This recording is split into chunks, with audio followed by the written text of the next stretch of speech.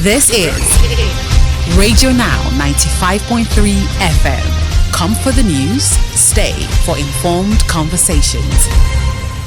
South Africa is set to hold its general elections on the 29th of May this year. Analysts in the country say it will be a tough contest, particularly for the ruling African National Congress, ANC, under whose platform the country has seen high unemployment rates and major disruptions in the power sector.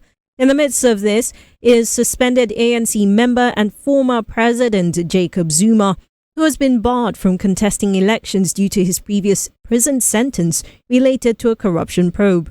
The former president has thrown his weight behind a new political party which could upturn the political status quo. For more on this, we're joined by Mwande Amashabalala. He's a senior politics journalist for Sunday World ZA. Good morning, Mr. Amashabalala. I am hoping that I'm pronouncing your name correctly. Pardon me. Very much correct. Thank you so much, my sister. Thank you so much. And all Thank you for joining us. My apologies. I've also very deliberately skipped over the name of this new political party which former President Zuma has thrown his weight behind. Can you speak to us on this party? Let's start off there with its name. Yes. Thanks so much, my sister, and good morning to the listeners once more. As you've correctly pointed out, the former president of the country, Mr. Jacob Zuma, and the former president of the African National Congress, the governing party here in South Africa, in December 16, just to give a historical background, made a shock announcement, so to speak, when he announced that he would be campaigning and supporting the MK party in full. It's called Umkhonto weSizwe Party, which is a brand new political party named after the former military wing of the African National Congress during the apartheid struggle, which was called the Umkhonto weSizwe Military Association.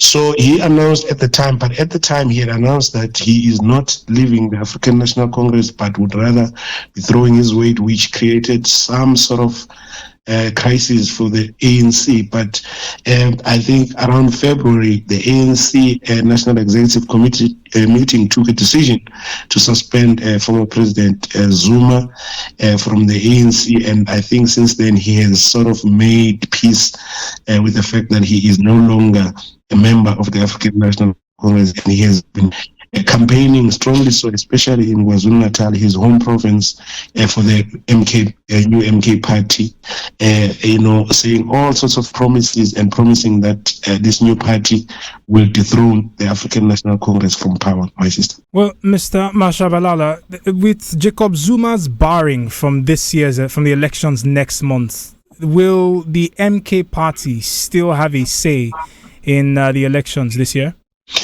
Yeah, well, you remember that, my brother, in South Africa, there is a bit of a new situation that we're dealing with of an ANC that is no longer as strong as it used to be. In fact, the predictions as we stand ahead of the forthcoming national and provincial elections is that the ANC may drop below the 50% plus one majority, which would force it into a partnership government with any of the parties. So the MK party has positioned itself as one of those potential partners in government with the ANC in the event that the ANC doesn't get outright majority on its own. If that event indeed does happen, where the ANC is in partnership with the MK party of Mr. Jacob Zuma, then it would give him insurmountable power to decide about the type of government that South Africa will have going forward. And the suspicion is that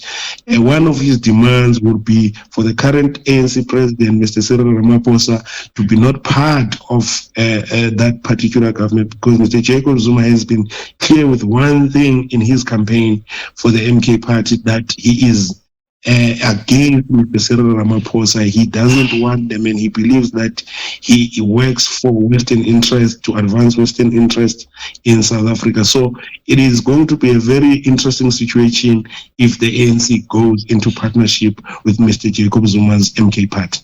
I mean, Mr. Zuma himself is part and parcel of the ANC, no matter which way you look at it. Is there some sort of I don't know, skepticism about his allegiance or alliance, with the MK party and how it may not be very different from the ANC. And you mentioned earlier that this was the military wing of the ANC during the apartheid movement.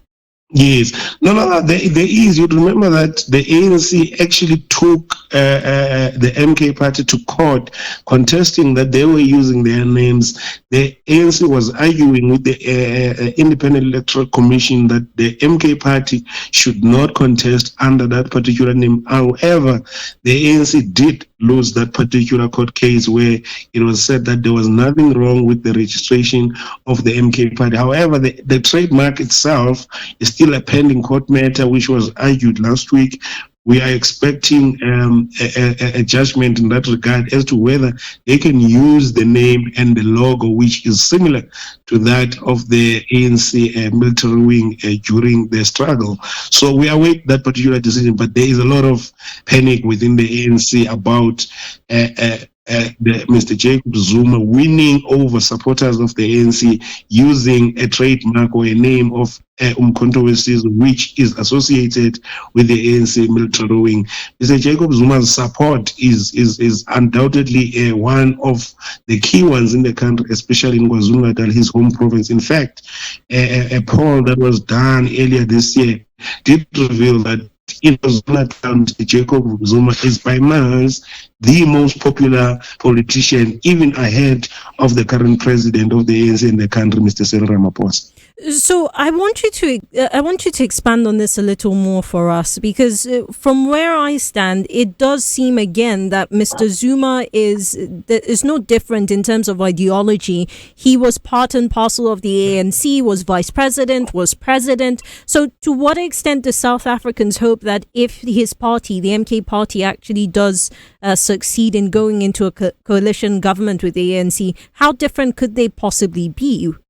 Well, listening to Mr. Jacob Zuma and his campaign strategy and the messaging ahead of these forthcoming national and provincial elections, you get a sense that he is more leftist than he was during his time within the ANC. So a government of the ANC in coalition with the MK party appears that it would be a government that is more socialist, it would be a government that is more radical to the left than the current ANC, which is more to the center, not to the right, not to the left. But Mr. Jacob Zuma is speaking more to the left and more to the left than he ever did during his time within the ANC. So the obvious one is that if he does go into a partnership government with the ANC, most of his demands in terms of the policy and the direction that the country takes would be socialist policies, so to speak. Mr. Ahmed Shabalala, one conversation that keeps coming up in reports around the ANC and the MK party is specifically that the MK party is looking at changing South Africa's constitution. Is this a reality? Is this something that they have talked about at rallies? Yes.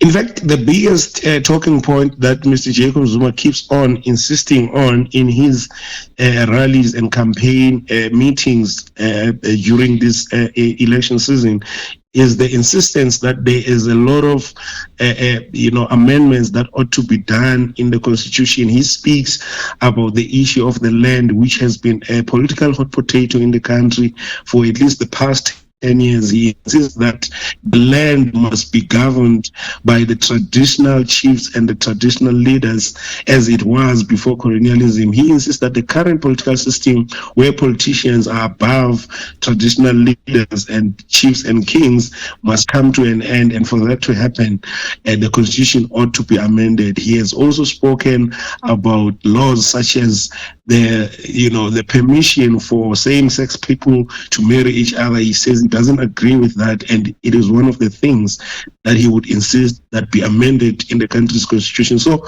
constitutional amendments look like would be at the top of his bargaining chips in the event that he goes into a partnership government with the ANC. I mean, if he does go into this partnership, his party would likely be in the minority. And this begs the question of whether political parties, especially the ANC, are mature enough or ready enough for a first-time coalition government.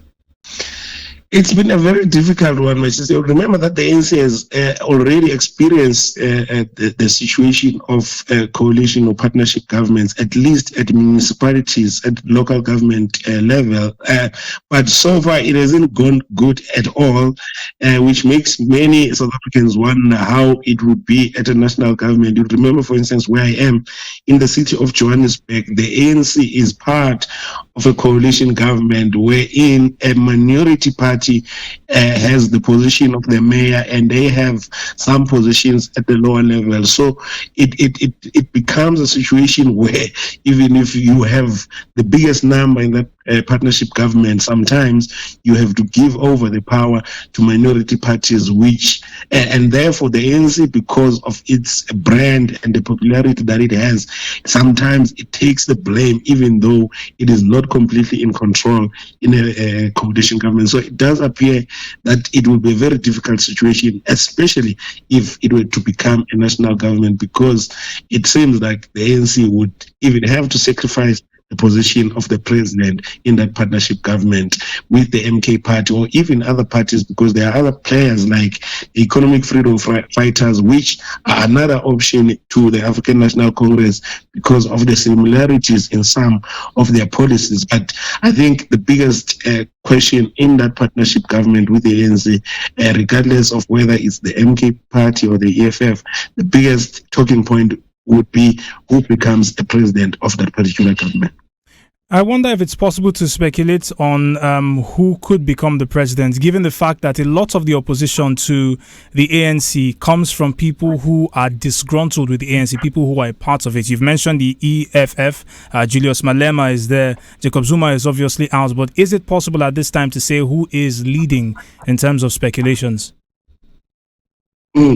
Look, the speculation right now, let's first take the first scenario. If the ANC goes into a partnership government with the EFF, the talk in town is that the current deputy president of the ANC, Mr. Paul Mashatile, is the preferred candidate for the position of president, with Mr. Julius Malema, the leader of the EFF, becoming the deputy president. However, in the MK situation, as I have already pointed out, it is very clear that one of the insistence points by former President Zuma would be that Mr. Cyril Ramaphosa does not become the president, which again puts Mr. Paul Mashatile in a pole position to become that particular president. So as things stand, it looks like if the ANC goes into partnership with either the EFF or the MK party, Mr. Paul Mashatile is likely to become the president. Mr. Mashabalala, thank you very much for speaking with us on this conversation. Our guest on the News Extra today is Mr. Mawande Amashabalala. He is a journalist out of South Africa. He is with a senior politics journalist for Sunday World ZA, and he joined us to speak on the latest in the South African elections, which has seen former South African president and chief supporter of the Umkhonto we Sizwe party barred from the elections which are taking place on the 29th of May. That's News Extra on your Beyond the News station. Up next is the News Review. Do stay with us. Every second and every minute, something new happens.